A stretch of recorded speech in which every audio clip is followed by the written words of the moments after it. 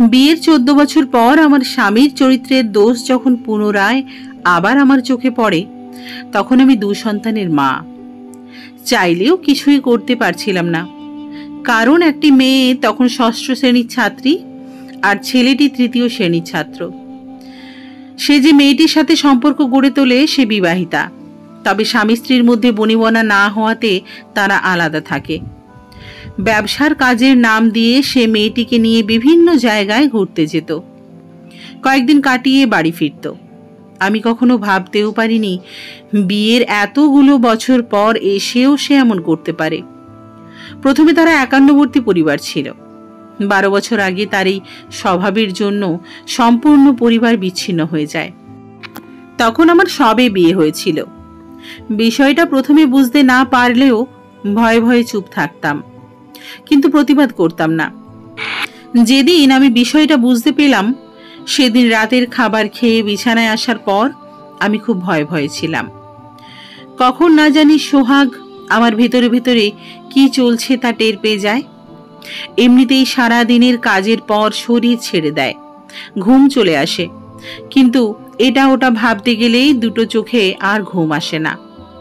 সোহাগের সাথে আমার বিয়ে হয়েছিল গেল রমজান মাসে। কাবিনের অনেকদিন পরে আমাকে সোহাগ তাদের বাড়িতে নিয়ে যায়। সোহাগের ইটের ব্যবসা, 2টা ইট খোলা আছে। আমার শাশুড়ি সহ আমরা 3 জা সবাই একসাথে এক বাড়িতেই থাকতাম। আমি সবার ছোট জা ছিলাম।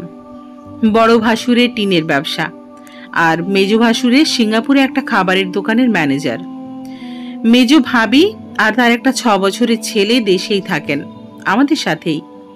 মেজো ভাই দেশে আসেন বছর দেড়েক পর পর। আমি বাড়িতে আসার পর থেকেই দেখি মেজো ভাবির মুখ কালো থাকে সব সময়। বড় ভাবি ভালো করে কথা বললেও উনি খুব একটা কথা বলে না আমার সাথে, বললেও কিছুটা খোঁচা দিয়ে বা নেগেটিভ ইঙ্গিতে বলে। আমি প্রথম ব্যাপারটা এতটা পাত্তা দিইনি, পরে ভালোভাবে খেয়াল করলাম কেন এমন করেন উনি। এ বাড়িতে সবার সাথেই সবার বন্ডিং অনেক স্ট্রং, কিন্তু সোহাগ আর মেজো ভাবির একটু বেশি মিল। দেবর ভাবির যে সম্পর্ক নর্মালি হওয়া উচিত তার চেয়েও বেশি। এই যেমন ভাবি কোনো কাজ করলে সোহাগ সামনে থাকলে কাজে হেল্প করে, এটা ওটা এগিয়ে দেয়। সামনে অন্য কেউ থাকলেও মেজো ভাবি সোহাগকেই বলে এগিয়ে দিতে। সেদিন যেমন ভাবি তালের পিঠা বানাবে, তাল চিপছে, 2 হাতি আটকা। আমি চাল বাচ্ছিলাম পাশেই। সোহাগকে দেখে ভাবি বলল, এই সোহাগ আসো তো একটু এখানটায়। সোহাগ বলল, কি করতে হবে বলো, আমার তাড়াতাড়ি যেতে হবে, কাজ আছে। হয়তো সোহাগ আমি আছি দেখেই এরকম ভাবে কথা বলেছিলেন ভাবির সাথে। সে যাই হোক, মেজো ভাবি বলল, কি আর করতে বলবো, এখন তো তোমার বউ আছে, ওকেই সব করে দাও। সোহাগ কিছুটা বিব্রত বোধ করল। মুখে কিছু বলার আগেই ভাবি বলল, কপালের চুলগুলো চোখে মুখে আসছে, একটু সরিয়ে দাও। সোহাগও তাই করল। সোহাগ চলে গেলে আমি ভাবিকে বললাম, মেজো ভাবি আমি তো পাশেই ছিলাম, আমাকে বললেই তো পারতে, ও কি আর এসব পারে বলে হাসলাম। ভাবি আমাকে বলে উঠল, ওর এসব করার অভ্যেস আছে, বললে ও আমায় করে দেয়। ভাবির কথা শুনে আমার মনে অনেক কিছু আসলেও আমি মনকে বোঝাই ভাবিরা মায়ের মতন, ছোট দেবর করতেই পারে, এত ভাবার কি আছে। তাছাড়া মেজো ভাই থাকে না, ভাবির তো অনেক কষ্ট। মানুষ টাকা পয়সা ইনকামের জন্য কত কষ্ট করে দূরে গিয়ে থাকেন। ছি, আজকাল আমার মন চিন্তা ভাবনা কেমন যেন ছোট হয়ে যাচ্ছে। এসব বলে নিজের উপর রাগ করছিলাম। পরদিন সকালে সবাই নাস্তার টেবিলে, মেজো ভাবি নেই সবার মাঝে। শাশুড়ি মা জিজ্ঞাসা করলো আমাকে, মেজো বউ কোথায়, খাবার টেবিলে যে আসলো না, শরীর টরীর খারাপ নাকি? আমি বললাম, মা আমি ভাবিকে ডেকে নিয়ে আসছি। সোহাগ সাথে সাথে বলল, তোমার যেতে হবে না, আমি যাচ্ছি। সোহাগ ডাকতে গেল ভাবিকে। আমার মন আবার উল্টোপাল্টা ভাবছে। পিছন পিছন আমিও গেলাম। মেজো ভাবির ঘরের সামনে যেতেই দেখি ঘরের দরজা বন্ধ। মেজো ভাবির দরজার কাছে যেতেই বুকের ভেতরটা মোচড় দিয়ে উঠল। এমন কেন হচ্ছে আমার? এ কি, দরজাটা তো বাহিরের থেকে চাপানো। দরজায় হাত রাখতেই খুলে গেল। ঘরের ভেতরে কেউ নেই, তাহলে মেজ ভাবি কোথায় গেল? সোহাগই বা কোথায়? বাড়ির আশপাশটা একটু খুঁজে দেখতে গিয়ে দেখলাম আমাদের বাঁধানো একটা পুকুর আছে, ওখানের সিঁড়িতে মেজ ভাবি আর সোহাগ বসে আছে। কি নিয়ে জানি ওরা কথা বলছে। আমি আবার দূর থেকে বলা কথা আন্দাজ করতে পারি না। দুজনেরই মুখে বেশ বিষণ্ণ। আমি ওদের কাছে যেতেই কথা থেমে গেল। কাছে যেতেই মেজ ভাবি বলল, হ্যাঁ রে ছোট, তুই এখানে কি করিস? সোহাগও বলে উঠল, তুমি আবার খাবার টেবিল রেখে উঠে আসতে গেলে কেন? না, আসলে অনেকক্ষণ হলো তো, তাই আম্মা পাঠালো। মেজ ভাবির ঘর হয়ে এখানে আসলাম। মেজ ভাবিকে বললাম, ভাবি কি হয়েছে? কোনো সমস্যা? শরীর টরীর ঠিক আছে? মেজ ভাইয়ার সাথে কথা বলেছেন? কবে আসবে বলেছেন কিছু? ভাবি আমাকে বিরক্তি স্বরে উত্তর দিল, আমার আবার শরীর, সব ঠিকই আছে। এই বলে ভাবি আমাকে আর সোহাগকে পুকুর ঘাটে রেখে চলে গেলেন। আমি কিছু বুঝে উঠতে পারছি না, তবে এইটুকু বুঝলাম আমি এখানে আসায় দুইজনই খুব বিরক্ত হয়েছে। সোহাগ চুপচাপ বসে কি জানি ভাবছে। আমি পাশে গিয়ে বসলাম, বললাম, কি হয়েছে? ও বলল, কই না তো, কিছু হয়নি। সোহাগকে বললাম, তুমি মেজ ভাবির অনেক টেক কেয়ার করো তাই না? সোহাগ সাথে সাথে তেলে বেগুনে রেগে গেল। আমার সাথে কেমন করে যেন কথা বলতে লাগলো। এক নাগাড়ে কতগুলো কথা আমাকে শোনালো। এখানে টেক কেয়ারের কি দেখলে?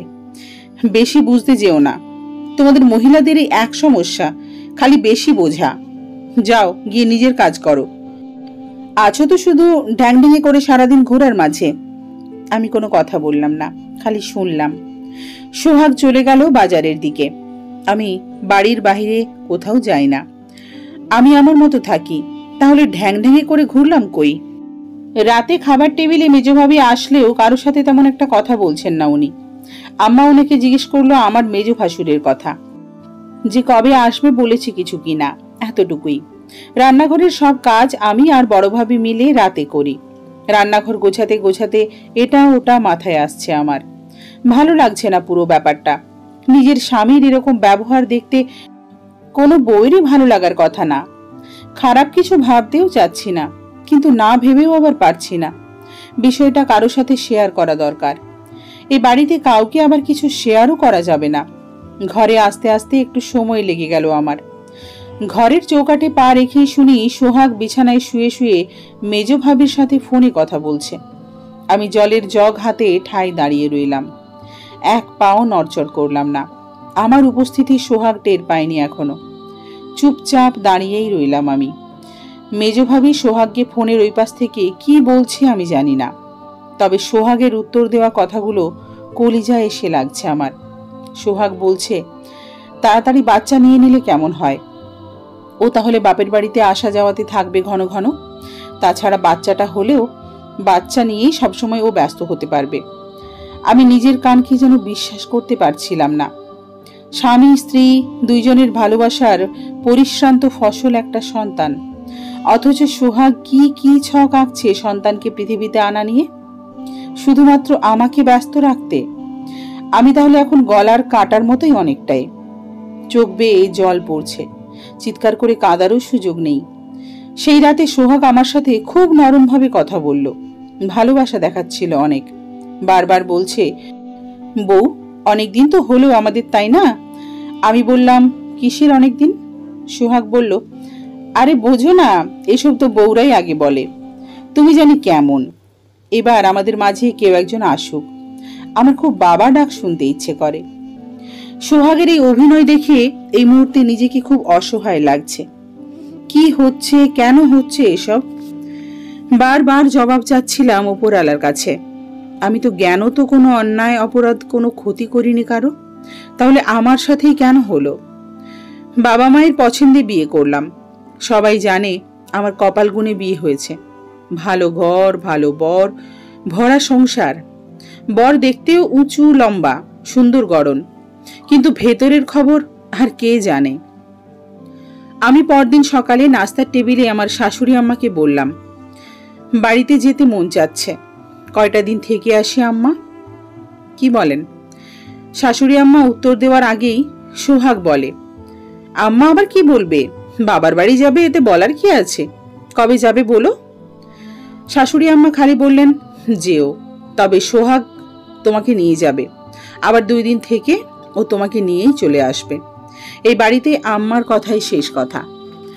বিয়ের পর থেকেই দেখছি সোহাগও আম্মার কথা মতো রাজি হলো। বাড়িতে এসে নানুর সাথে পুরো ব্যাপারটা শেয়ার করলাম। নানা মারা যাওয়ার পর থেকে নানু আমাদের সাথেই থাকেন। নানুর সাথে আমার বন্ধু সুলভ সম্পর্ক হওয়ায় নানুকে আমি সবই বলি। আমি আবার বড় নাতনি হওয়ায় নানুর চোখের মনি আমি। নানু শুনে অনেক দুঃখ করলো। এরপর নানু বলল, এখন বাচ্চা নিতে মানা করো, বাচ্চা নেওয়া কোনো সমস্যার সমাধান না, আরো কয়টা দিন সময় নে। সোহাগ আর তোর মেজোজাকে চোখে চোখে রাখ আরো কিছুদিন, তখন সবই বুঝতে পারবি কখন কি করতে হবে।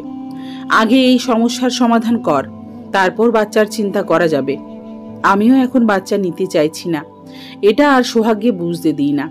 প্রতিদিন ভয়ে ভয়ে থাকি। মনের মধ্যে যা চলছে তা সোহাগ কোনোভাবে জানতে পারলে এখান থেকে মনে হয় আমার আর মুক্তি নেই। অবিশ্বাস, সন্দেহ নিয়ে কিভাবে একটা মানুষ আরেকটা মানুষের সাথে দিনের পর দিন এক ছাদের নিচে থাকে আমার জানা নেই। তার চেয়েও বড় কথা, চোখের সামনে নিজের স্বামীর এমন স্বভাব কিভাবে চোখ বন্ধ করে কানে তুলো দিয়ে থাকি। অন্যকে দোষ দেওয়ার আগে নিজেই নিজের কপালের দোষ দিই আমি। ওইদিকে সোহাগ খুব চিন্তায় পড়ে গেছে, এখনো কোনো সুখবর আসছে না আমাদের। সোহাগ কবিরাজি বিশ্বাস করে অনেক। আমাকে তাবিজ কবজ এনে দিল গায়ে পরার জন্য। কি কি জানি জল পড়া তেল পড়াও আনলো সাথে করে, যেন তাড়াতাড়ি কোনো সুখবর আসে। আমি তো মনে মনে হাসি, ওর সাথে তালে তাল মেলাই। আসলেই উপর আল্লাহ কবে যে মুখ তুলে চাইবে সোহাগ। পরদিন সোহাগ আর আমি উঠানে বসে আছি সন্ধ্যাবেলায়। বড় ভাবিও আসলো আমাদের সাথে গল্প করতে। গরম অনেক পড়ায় হাত পাখা দিয়ে বাতাস করছে। মেজ ভাবিও আমাদের সাথে যোগ দিল। বড় ভাবি আমাকে এটা ওটা নিয়ে মজা করে সব সময়, তাই বেশ ফাজলামো করছিল। মেজ ভাবি এর মাঝে হঠাৎ বলল, হ্যাঁ রে ছোট, তুই ওইসব ছাইপাশ ঔষধপত্র খাওয়া ছাড়বি কবে?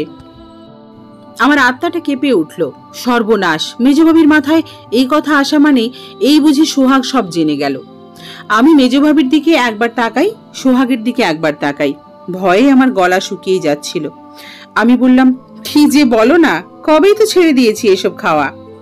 সোহাগ একটু পরে ওইখান থেকে উঠে আমার ঘরের দিকে গেল। আমিও কিছুক্ষণ পর উঠে ওর পেছন পেছন গেলাম। ঘরের কাছে গিয়ে দেখলাম ও পুরো ঘর সহ আমার ব্যাগ তছ নচ করে কি যেন খুঁজছে। আমার আর বুঝতে বাকি রইল না কিছু। আমি সোহাগকে বললাম, কি খুঁজো? আমাকে বলো, আমি বের করে দিচ্ছি। সোহাগ রাগে আমার দিকে তাকালো। আমি আবারও বললাম, কি হয়েছে? ও তারপরও খুঁজেই গেল। বাড়ি থেকে আসার সময় নানু আমাকে একসাথে 2 পাতা ওষুধ কিনে দিয়েছে। ওইটা আমার বিছানার তোষকের নিচে যে বাঁশের ধাড়ি পাতা হয়, ওইটার নিচে লুকিয়ে রেখেছি। প্রতিদিন দুপুরে সময় মতো খাই। সোহাগ ওইটা কোথাও খুঁজে পাবে না, কিন্তু সোহাগ ওইটা খুঁজে পেয়েছে কিভাবে যেন। আমাকে আর দেখায়নি, আমি তো রান্নাঘরে কাজে ব্যস্ত ছিলাম। পরদিন যখন দুপুরে খেতে যাব, ওষুধের পাতাটা নেই। আমি তন্ন তন্ন করে চারপাশ খুঁজলাম। সোহাগ দরজায় দাঁড়িয়ে বলছে, তুমি কি এটা খুঁজছো? সোহাগের হাতে প্যাকেটটা দেখেই আমার চোখ বড় হয়ে গেল। আমি ধরা পড়ে গেলাম। এদিকে সোহাগ উল্টে আমাকে চোখে চোখে রাখছে সব সময়, সাথে মেজ ভাবিও। আমি জানতে পারলাম অনেক ভাবে মেজ ভাবির সাথে সোহাগের একটা কিছু আছেই, অনেক বছর ধরেই। মেজ ভাবির আসলে বিয়ের আগে সোহাগকেই পছন্দ ছিল, কিন্তু আমার শাশুড়ি মেজ ভাইয়ের সাথে বিয়ে ঠিক করে ফেলে। আমার অবস্থাটা এখন এমন যে কিছু জিনিস জানার পরে ওইটা আর যেমন মন থেকে মুছে ফেলা যায় না, তেমনি এই ব্যাপারটাও তেমন। একই পরিবারের মধ্যে দুজনেই থাকবে সব সময়, দেখা হবে, সেটা সোহাগ যতই আমার কাছে ক্ষমা চাক না কেন। তারপরেও আমি সোহাগকে বলেছি শহরে গিয়ে আমরা আলাদা বাড়ি ভাড়া করে থাকব। ও রাজি হয় না, এটা ওটা কারণ দেখায়। আমার আর বুঝতে বাকি রইল না যে সে মেজ ভাবিকে ছাড়া কোথাও যাবে না। উপায় না পেয়ে আমি পরিবারের সবাইকে জানিয়ে দিলাম বিষয়টি। তার বড় ভাইয়া ও মেজ ভাই বিষয়টা বুঝতে পেরে তারা সব ভাই আলাদা হয়ে যাবার সিদ্ধান্ত নিলেন। আমরা আলাদা হয়ে যাওয়ার পর অনেক দিন সে আমার সাথে কথা বলেনি। সময়ের সাথে সাথে অনেক কিছুই বদলায়। 1-1.5 মাস পর সে কিছুটা পরিবর্তন হতে শুরু করলো, কিন্তু কথায় আছে না, কয়লা ধুলে ময়লা যায় না, তেমন অবস্থা হচ্ছে। মানুষ যা ভাবে তা অনেক সময় তার বিপরীত হয়। আমিও ভেবেছিলাম সে এত বছরে পরিবর্তন হয়ে গিয়েছে। মেজ ভাবির সাথে সম্পর্ক শেষ হওয়ার পরও এত বছর পরে তার সাথে যে অন্য কারোর সাথে সম্পর্ক হবে তা আমার কল্পনারও বাইরে ছিল। আমি যখন জানতে পেলাম তখন প্রতিবাদ করলে সে আমার চুলের মুঠি ধরে বলল, তোর কোনো কথা শুনতে আমার মন চায় না, একদম চুপ থাকবি। আমি কি করি না করি তা আমার ব্যাপার, তুই একদম নাক গলানোর চেষ্টা করবি না। আর ভালো না লাগলে চলে যা, তোকে আটকে রেখেছে কে? আমি তাকে বললাম, এটা শুধু তোমার ব্যাপার হতে পারে না, এর সাথে জড়িত আছি আমি এবং আমাদের ছেলে মেয়েরা। তাদের ভবিষ্যতের কথা তো একবার চিন্তা করো। তাদের ভবিষ্যৎ নষ্ট হয়ে যাবে যখন শুনবে তাদের বাবা অন্য এক মহিলার সাথে সময় কাটায়। মেয়েটাকে ভালো কোথাও বিয়ে দিতে পারবো না। সে বলল, এই শোন, তোর নীতি কথা আমার শুনতে ভালো লাগে না। তোর যদি ভালো না লাগে ঘর থেকে বেরিয়ে যাবি, কিন্তু আমার ঘরে থাকলে কোনো অশান্তি করতে পারবি না, চুপচাপ থাকবি। ওর গোপন সম্পর্কটি আমি জানতে পেরেছি। এটা বোঝার পরও নিজেকে শুধরে না নিয়ে আরো বেপরোয়া হয়ে উঠল। আগে তো মেয়েটিকে নিয়ে ঘুরতে যাওয়ার সময় আমাকে বলতো অফিসের কাজে যাচ্ছে, এখন আর সেটা বলারও প্রয়োজন বোধ করে না। তার বেপরোয়ার আরেকটি উদাহরণ হলো, আমি যখন ছেলে মেয়েদের নিয়ে রাতে ঘুমিয়ে থাকতাম, সে তখন অন্য একটা রুমে মেয়েটির সাথে ফোনে সারা রাত কথা বলতো। আমি গোটা রাত বিছানায় শুয়ে ওর কথা, হাসির চাপা আওয়াজ শুনতাম। এভাবে কতদিন সহ্য করা যায়? একদিন মাঝরাতে ওর রুমে ঢুকে ওর হাত থেকে ফোনটা কেড়ে নিয়ে মেঝেতে ছুঁড়ে মেরে বললাম, বন্ধ করো এসব নোংরামি। মেয়েটা বড় হচ্ছে, সে এখন বুঝতে পারছে তোমার অসভ্যতম। তোমার লজ্জা শরম নাই বা থাকতে পারে, কিন্তু মেয়েটা জানতে পারলে তোমার চোখের সাথে চোখ মিলিয়ে কথা বলতে পারবে না। তাছাড়া তুমি বা কিভাবে মেয়ের চোখে চোখ মিলিয়ে কথা বলবে? জবাবে সে পাগলের মতো রেগে গিয়ে বিছানা থেকে নেমে আমাকে নির্মমভাবে মারতে শুরু করলো, থাপ্পড় ঘুষির পর ঘুষি। সে আলনা থেকে বেল্ট নিয়ে আমাকে পেটাতে লাগলো আর মুখে বলতে লাগলো, তোর এত বড় সাহস, তুই আমাকে বাধা দিস আর জ্ঞান দিস, তোকে আজ মেরেই ফেলবো। আমার আর্তনাদ শুনে ছেলেমেয়েরা ঘুম থেকে উঠে আমাকে বাঁচাতে এলে। সে রুমের দরজা বন্ধ করে দিল। আর আমার শাশুড়ি, তিনি আমাকে বাঁচানোর কোনো প্রয়োজনই বোধ করলেন না। তিনি তার রুম থেকে বের পর্যন্ত হলেন না, অথচ তিনি চাইলে তার ছেলেকে থামাতে পারতেন, কিন্তু তিনি তা করলেন না। বরং তার কাছে বোধহয় আমাকে মারার বিষয়টা বেশ ভালোই লাগছে। সেই রাতের পর থেকে আমার স্বামীর অত্যাচার বেড়ে গেল। সে প্রতি রাতে আমাকে মারতে লাগলো। একসময় ওর মার থেকে বাঁচার জন্য ও বাড়িতে এলে আমি বাথরুমে ঢুকে দরজা লাগিয়ে দিতাম এবং মেয়েটির সাথে কথা শেষ করে ভোরের দিকে ও যখন ঘুমিয়ে পড়তো, আমি তখন বাথরুম থেকে বেরাতাম। এভাবে দিনের পর দিন না ঘুমানোর ফলে আমি ইনসোমিনিয়া রোগে আক্রান্ত হলাম, যে সমস্যাটি আমার এখনো আছে। সংসার বাঁচানোর জন্য মরিয়া হয়ে একদিন দৌড়ে আমি শাশুড়ির কাছে গেলাম, কারণ তার কথা তার ছেলে অক্ষরে অক্ষরে মানে। চোখের পানি ফেলতে ফেলতে ওনাকে বললাম, মা, আপনি তো সব দেখছেন, সব জানেন, দয়া করে ওকে ফেরান। তিনি ছেলেকে দোষ না দিয়ে সব দোষ আমার উপর চাপিয়ে দিলেন। তিনি বললেন, দোষ তো তোমার, আমার ছেলের দোষ কি? তোমার উপর আমার ছেলে খুশি না বলেই তো সে অন্যদিকে গেছে। তুমি আমার ছেলেকে তোমার আঁচলে বেঁধে রাখতে পারোনি, এটা তোমার দোষ, এটা আমার ছেলের না। এখন নাকি কান্না কেঁদে লাভ নেই। আমি আমার শাশুড়ির কথা শুনে যেন হতবাক হয়ে গেলাম। অভিমানী ও কান্নারত কণ্ঠে বললাম, এমনি করে কি করে বলতে পারলেন আপনি? আপনি আমাকে বলুন তো, ঘরের কোন কাজটা করতে আমি অবহেলা করেছি? দোষটা কার সেটা তো আপনার চোখে না পড়ার কথা নয়, সবই তো দেখতে পাচ্ছেন। তাহলে কি করে বললেন এই কথাগুলো? আর আপনার ছেলের অপরাধগুলো চোখেই পড়ছে না? সে যে দিনের পর দিন বউ বাচ্চার সামনে নষ্টামি করে যাচ্ছে, সবার সামনে যখন তখন বউয়ের গায়ে হাত তুলছে। কই, আপনি তো একবারও আপনার ছেলেকে শাসন করলেন না। একবার বলতে তো পারতেন, কেন নিজের স্ত্রী বউ বাচ্চা রেখে বাইরের মেয়ের সঙ্গে সময় কাটায়?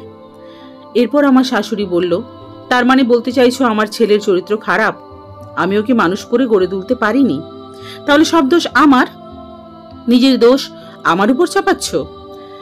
আমি আমার শাশুড়িকে বললাম, মা, আমি কারোর উপর কোনো দোষ চাপাচ্ছি না। আমি শুধু বলছি, আপনি শুধু আপনার ছেলেকে থামান যাতে সে এমন কিছু না করে। আমার কথা না হয় বাদ দিলেন, কিন্তু আপনার ছেলের সন্তানদের কথা অন্তত ভাবেন। আপনি চাইলে ওকে আটকাতে পারবেন, ও আপনার কথা শোনে, আপনাকে মানে।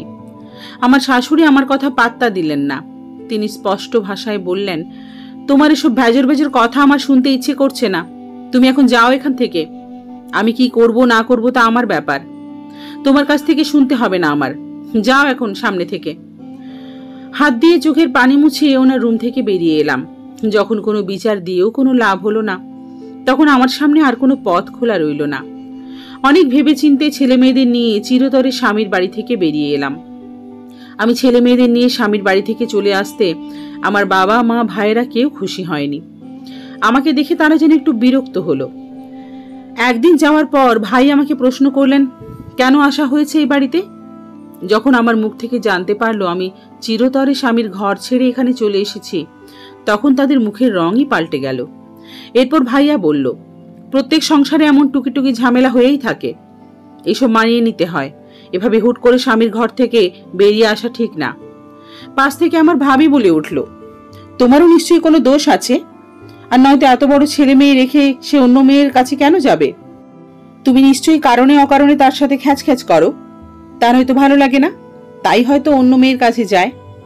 তুমি হয়তো শারীরিক কোনো তৃপ্তি দিতে পারো না, তাই হয়তো অন্য নারীর প্রতি আকৃষ্ট হয়েছে। এমন কিছু একটাই হবে। আমরা বুঝি স্বামীর ঘর করি না, কিভাবে নিজের স্বামীকে বেঁধে রাখতে হয় তা জানা আছে? পুরুষদের শারীরিক তৃপ্তি দিতে না পারলে অন্য ফুলের মধু খাবে, এটাই স্বাভাবিক। আমি যতই তাদের বোঝানোর চেষ্টা করেছি আমার স্বামীর ভয়াবহতার কথা এবং আমার শাশুড়ির অসহযোগিতার কথা, তারা আমার কথার গুরুত্ব দেয়নি। তাদের কথা একটাই, এমন টুকিটাকি ঝামেলা সব সংসারেই হয়ে থাকে, এসবকে এত বড় করে দেখার কিছুই নেই। যখন তাদের বোঝাতে সম্পূর্ণ ব্যর্থ হলাম, তখন শুধু একটা কথাই বললাম, মানুষ তার নিজের অবস্থানে থেকে অন্যের কষ্ট বোঝার উপলব্ধি করে না, বরং নিজের কষ্টকে অনেক বড় মনে করে, অন্যের কষ্টকে ছাই ভেবে উড়িয়ে দেয়। এটাই সত্য। আর সবচেয়ে বড় কথা হলো, মেয়েদের যে এই সংসারে কারো কাছে ঠাঁই নেই তা আমার খুব ভালোভাবে বোঝা হয়ে গেছে। আমি আমার বাবা মায়ের দিকে একটু তাকিয়ে বললাম, যেখানে নিজের আপন বাবা মাই ভাবে মেয়ের বিয়ে দিতে পারলে তাদের ঘাড় থেকে একটা বোঝা নেমে গেল, এরপর সেই মেয়ে বিপদে পড়লে ভাবে এই বুঝি তাদের কাঁধে বোঝাটা চেপে বসলো, তারাই আপন ভাবতে পারলো না। আর ভাইদের কাছে থেকে কি বা আশা করব? আমার কথা শুনে বাবা মা ও ভাইরা একটু দমে গেল। তারপরও তারা হাল ছাড়েনি আমাকে বোঝানোর জন্য। আমার বাবা মা ভাইরা আমার পরিস্থিতি বুঝতে না চেয়ে কিংবা বুঝেও না বোঝার ভান করে। যেহেতু আমাদের তিনজনের খরচ এখন তাদের বহন করতে হবে, তারা আমাকে স্বামীর বাড়িতে ফেরত পাঠানোর নানা রকম চেষ্টা করলো। কিন্তু আমার অনড় অবস্থানের কারণে তারা এক সময় ক্ষান্ত হলো। কিন্তু তারা আকারে ইঙ্গিতে বুঝিয়ে দিল, আমি যদিও এখানে থাকতে পারবো, কিন্তু আমার এবং আমার ছেলে মেয়েদের খরচ আমাকেই বহন করতে হবে। তারা এই ব্যাপারে তেমন কিছু করতে পারবে না। নিরুপায় হয়ে আমাকে উপার্জনের কথা ভাবতে হলো। আমি ইন্টার পাস, এই সামান্য পড়াশোনা দিয়ে ভালো চাকরি যে জোটানো যাবে না তা জানতাম, তবু হাল ছাড়িনি। তারপরও আমি হাল ছাড়িনি। আমার কাঁধে এসে পড়েছে আমার ছেলে মেয়েদের লেখাপড়া এবং তাদের অন্যান্য খরচ। পরিচিত সবার সাথে যোগাযোগ করে ছোট একটা চাকরি জুটিয়ে নিলাম। ওই অল্প আয়ে তিনজনের সংসার চলতো না বলে চাকরির পাশাপাশি ছোট ছেলে মেয়েদের পড়াতাম এবং অন্যান্য কাজও করতাম। এতে সংসারটা কোনো রকমে চলে যেতে লাগলো। ছেলেমেয়েরা বড় হয়ে উঠতে লাগলো। তারা মায়ের অমানসিক খাটাখাটনি দেখে হয়তো মনোযোগ দিয়ে পড়াশোনা করত, ফলে পরীক্ষায় তারা ভালো রেজাল্ট করত। এতে আমার ভালো লাগতো। ভাবতাম আমার বুঝি পরিশ্রম সার্থক হচ্ছে। আমার স্বামীর খবর নানা জনের কাছ থেকে মাঝে মাঝে পেতাম, আর আমারও জানার বেশ আগ্রহ ছিল। তাই আমিও তার কথা শুনতে বেশ আগ্রহী ছিলাম, কারণ আমি তো কারো কাছে সঠিক বিচার পেলাম না। প্রকৃতি তার কি বিচার করে সেটাই দেখার ইচ্ছে ছিল।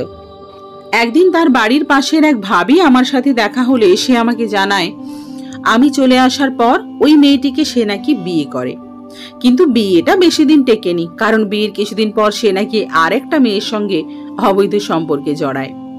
এর বছরখানিক পর আমার শাশুড়ির মৃত্যুর খবর পেলাম।